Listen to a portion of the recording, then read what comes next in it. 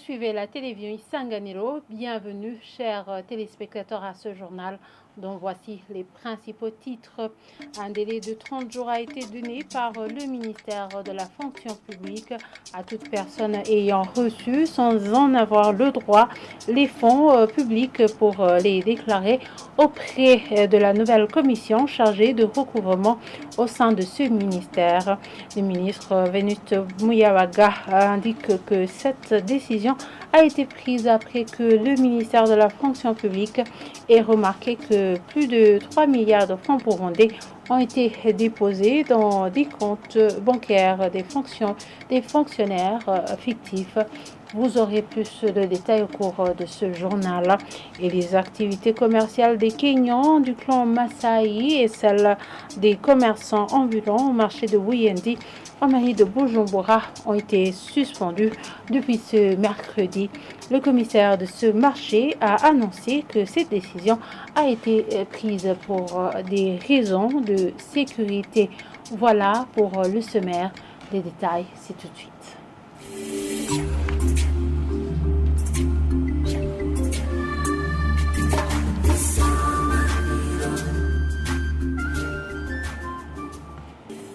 Encore une fois, bienvenue, chers téléspectateurs. Il a été récemment recommandé que la Commission nationale indépendante des droits de l'homme au Burundi, CNIDH, soit déclassée au statut B sur base de certaines allégations et notamment accusée de ne pas s'engager avec les organisations de la société civile. Cela est une des recommandations du sous-comité en charge de l'accréditation au sein de l'Alliance mondiale pour les institutions nationales des droits de l'homme basée à Genève, en Suisse. Mais la CNIDH garde son statut A jusqu'en 2025 avec possibilité de fournir des explications sur base des documents. Alain Désiré Boukeneza nous lit les explications de ce sous-comité. Lors de sa première session de 2023, le sous-comité a décidé d'entreprendre un examen spécial du statut de la CNIDH sur base de certaines allégations. Il s'agit, je cite, de l'ingérence politique dans la dernière sélection des membres de la CNIDH. C'est aussi sa réticence à surveiller et à enquêter sur des affaires politiquement sensibles impliquant des opposants politiques, des personnalités politiques importantes, des membres des forces de sécurité intérieure ou des membres du groupe de jeunes affiliés aux partis politiques dominants. La CNIDH est accusée de n'avoir pas pris des mesures pour faciliter l'accès des autorités burundaises au rapporteur spécial des Nations Unies sur la situation des droits de l'homme sur le territoire. À travers le rapport du sous-comité, la CNIDH a refusé de s'engager avec les organisations de la société civile. Lors de sa première récente session de 2024, le sous-comité a donné à la CNIDH l'occasion d'apporter une réponse sur certaines questions. C'est notamment comment la CNIDH traite les violations des droits de l'homme, en particulier la détention des journalistes ou des défenseurs des droits de l'homme. Une autre question concerne la sélection la plus récente des nouveaux commissaires en 2023 et comment cela a affecté l'indépendance et la crédibilité perçue de la CNIDH. La CNIDH a indiqué qu'elle continue de promouvoir et de protéger les droits de l'homme au Burundi. Le sous-comité estime que les informations fournies ne démontrent pas une indépendance et une efficacité suffisantes pour justifier le maintien de l'accréditation du statut A au titre des principes de Paris. En définitive, le sous-comité de l'Alliance mondiale pour les institutions nationales des droits de l'homme a recommandé que la CNIDH soit déclassée au statut B, une recommandation qui ne prend pas effet pendant une période d'une année. La CNIDH conserve le statut A jusqu'à la première session du sous-comité de 2025 et la Commission du Burundi a la possibilité de fournir des preuves documentaires nécessaires pour établir sa conformité avec les principes de Paris. La CNIDH avait été rétrogradée de cette manière vers le statut B en janvier 2018, mais en juin 2021, elle avait recouvré son statut A. Merci à Yannick Remenzo et Alain Désiré Boukeneza pour cet élément. Et continuons ce journal par la page économie. Les activités commerciales des Kenyans du clan Maasai et celle des commerçants ambulants au marché de Wuyendi en mairie de Bujumbura ont été suspendus à partir de ce mercredi. Ainsi en a décidé le commissaire de ce marché qui n'a pas ouvert ses portes à l'heure habituelle ce mercredi matin suite à des soupçons d'insécurité selon les sources recueillies sur place. Avant l'ouverture de ce marché à 10h, une réunion s'est tenue au stade de la paroisse Saint-Augustin à Wuyendi, des journalistes ayant semé de quitter les lieux. Le point avec Évariste Ndikobanyanga qui s'est rendu sur place. Le marché de Wuyendi, qui ouvre d'habitude ses portes à 7h30 du matin, est resté fermé ce mercredi jusqu'à 10h passées. Les commerçants ont été surpris et personne ne pouvait dire ce qui s'est passé. Mais des sources recueillies sur place par la radio-télévision Isanganiro et que la police a mis la main dans la nuit de ce mardi sur une personne qui allait poser des explosifs dans la partie C de ce marché. Après des fouilles et perquisitions opérées par la police dans ce marché jusqu'à 10h ce mercredi, les commerçants du marché ont été sommés de se rassembler au terrain de la paroisse Saint-Augustin de Wuyendi pour information. Avant de prononcer son message aux commerçants, le commissaire de ce marché, Eric Baseka, accompagné par des agents de sécurité, a recommandé aux journalistes de quitter le lieu, sauf ceux de la RTNB. Mais dans l'esprit de la confraternité, ces derniers n'ont pas voulu travailler seuls. Ils se sont joints aux journalistes des médias et presse privée qui étaient à l'extérieur du stade. Cela étant, les journalistes qui étaient mis à l'écart ont su les conclusions issues de cette réunion. C'est que désormais, depuis ce mercredi, la porte d'entrée du marché de Wuyendi est celle située à l'ouest, tandis que celle de la sortie est celle située à l'est de ce marché. Pour des raisons de sécurité, les activités commerciales qui étaient opérées par les Kenyans du clan Maasai et celles des commerçants ambulants sont suspendues. À rappeler qu'un incendie s'est déclaré dans ce marché de Wuyendi dans la nuit du 2 mai de cette année, mais la police s'est précipitée pour éteindre ce feu qui, jusqu'ici, le résultat des enquêtes n'ont pas encore été rendus publics. Et à ce propos, le conseiller du maire chargé de la sécurité, le colonel de police Jimmy Nechimiye, indique que le marché n'était pas fermé. D'après lui, il s'agissait des activités de la police en cours. Et concernant les journalistes se sont vus empêchés de tendre leur micro à la population par la police, il reconnaît que ce serait une erreur due à l'incompréhension. Il appelle toute la population, les agents de l'ordre y compris, à faciliter le travail aux journalistes. Suivez-le. Ce n'est pas la suspension comme telle, mais c'est par rapport aux activités de la police, lesquelles activités ont été menées depuis hier et ce matin. La police a continué ses activités pour vérifier les informations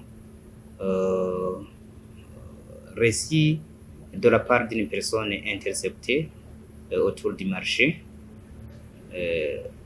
Laquelle personne a donné des informations qui peuvent perturber la sécurité. Cette personne est dans les mains de la force de l'ordre. Nécessairement, il y a une réunion de sécurité à l'endroit des comités mixtes de sécurité humaine du marché de Ruvumera et de la population, ainsi que les commerçants qui fréquentent,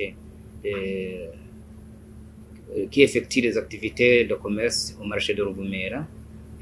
Au cours de cette réunion, ils ont été interpellés, reçu des orientations en rapport avec la sécurité. Puisque dans un marché où il y a une agglomération de personnes, on doit nécessairement prendre des mesures de sécurité. Je pense que vous allez le constater au cours de la mise en application. Jusqu'à présent, on n'a rien trouvé, mais les activités de la police continuent. Moi, je pense qu'il y a eu malentendu, puisque le droit d'information pour les journalistes, c'est la loi qui les accorde ce droit Je pense que même s'il y a quelqu'un ou une personne qui n'a pas donné les informations au moment où les journalistes ont voulu tant de population, je pense que le message est de laisser les journalistes récolter les informations pour les transmettre à la population pour savoir ce qui se passe dans le pays. Je vous l'avais dit en titre, un délai de 30 jours a été donné par le ministère de la fonction publique à toute personne ayant perçu indûment les fonds publics pour les déclarer auprès de la nouvelle commission chargée de recouvrement au sein de ce ministère. Cet avertissement a été donné par le ministre Vénuste Muyavaga lors d'une réunion organisée ce mercredi à l'endroit des gestionnaires des ressources humaines de différents ministères. C'est après avoir récupéré récemment à peu près 3 milliards de francs burundais qui étaient déposés dans les comptes bancaires des fonctionnaires fictifs. Suivez-le. Il était très important de nous entretenir avec les gestionnaires en premier lieu des ressources humaines pour des orientations allant dans le sens de stopper l'hémorragie qui s'est observée en ce qui concerne le vol des biens publics, des trésors publics. Nous avons dit que jusqu'à maintenant, grâce à cette suite à cette négligence, suite à cette non-observation des missions assignées, nous venons de découvrir ou nous venons de détecter plus ou moins 3 milliards et qu'à côté de ces montants bloqués, il y a aussi des comptes que nous avons trouvés vides pour dire que les montants relatifs ont été volés. C'est à ce titre que nous leur avons montré une commission mise en place pour le recouvrement de tous ces montants et nous avons lancé un message à tous les concernés. Quiconque sait qu'il a perçu indûment des montants de l'État du Burundi doit se déclarer en délai un mois devant cette commission. Nous leur avons montré ou dit ceux qui l'ont déjà fait. Nous avons 4 personnes qui se sont déclarées déjà et ils ont pu verser au compte du Trésor public un montant un peu supérieur à 52 millions qu'ils avaient perçu indûment et que nous n'avions pas trouvé sur le compte. Les comptes étaient vides, mais quand même, lorsqu'ils ont vu que les comptes étaient bloqués, ils sont venus ici, ils ont déclaré qu'il y a des montants. Nous avons constaté que c'était vrai. Il y avait des montants, effectivement, qui avaient été versés à leur compte et avaient déjà été utilisés, mais ils ont eu ce courage de retourner ce montant à l'État. Alors nous invitons tous ces gens concernés de suivre cet exemple pour que demain, la justice, pour que demain, les pénalités, les sanctions pénales soient adoucies. Parce que l'infraction a été commise, mais il y a lieu et nous leur donnons une chance d'atténuer la situation en venant déclarer eux-mêmes.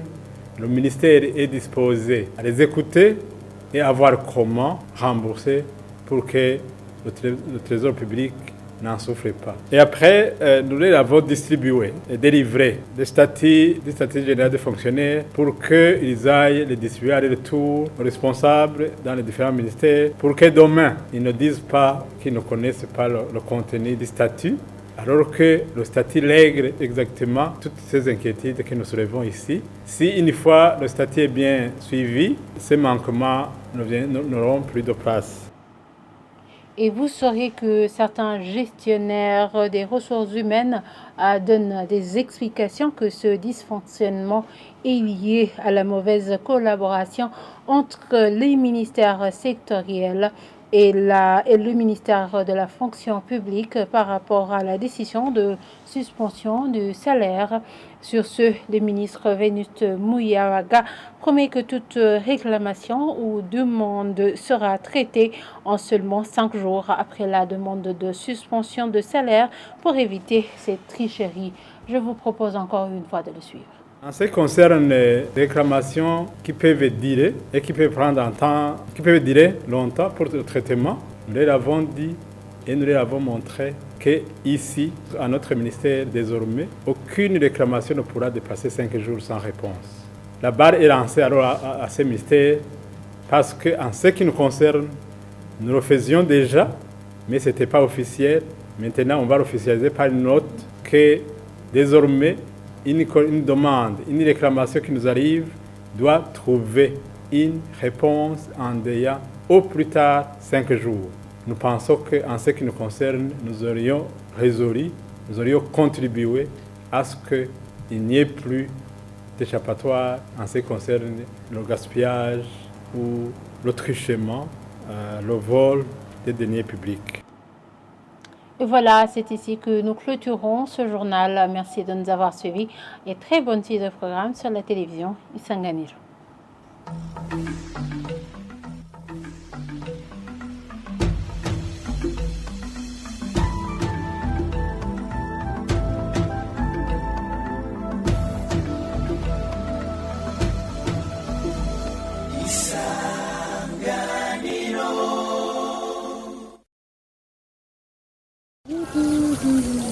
Ibi, Obi Bazandi.